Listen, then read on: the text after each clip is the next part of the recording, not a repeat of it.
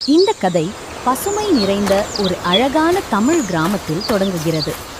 மரங்கள் காற்றில் ஆடுகின்றன, பறவைகள் இனிமையாக பாடுகின்றன. இந்த கிராமம் அமைதியும் மகிழ்ச்சியும் நிறைந்த இடமாக இருந்தது. இந்த கிராமத்தில் ஒரு நல்ல மனம் கொண்ட சிறுவன் வாழ்ந்தான். அவன் எப்போதும் அமைதியாகவும் அன்பாகவும் இருப்பவன். அவனின் முகத்தில் இருக்கும் சிரிப்பு எல்லோருக்கும் நிம்மதியை தரும்.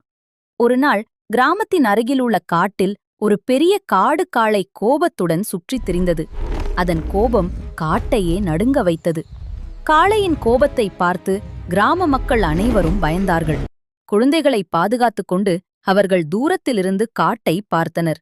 ஆனால் அந்த சிறுவன் மட்டும் பயப்படவில்லை. அவன் அமைதியான மனத்துடன் மெதுவாக காடை நோக்கி நடந்தான். அவனுடைய தைரியம் அன்பிலிருந்து வந்தது. ஒரு பக்கம் கோபம், மறுபக்கம் அன்பும் பொறுமையும். சிறுவன் எந்த வன்முறையும் காட்டவில்லை. அவன் அமைதியாக நின்றான். சிறுவனின் அமைதியை பார்த்ததும் காடு காளையின் கோபம் மெதுவாக குறையத் தொடங்கியது. பொறுமையும் அன்பும் கோபத்தை மாற்றியது.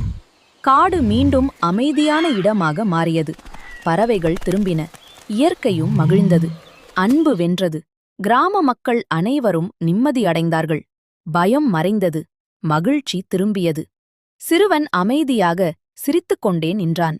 இந்த கதை நமக்கு ஒரு அழகான பாடத்தை சொல்லுகிறது.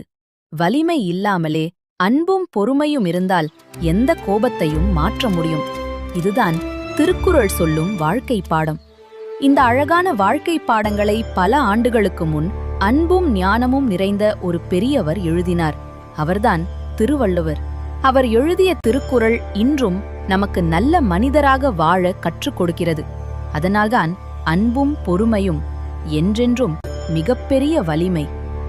அன்பிற்கும் உண்டோ அடைக்குந்தாள், ஆறுவலர் புன்கணீர் பூசல் தரும்.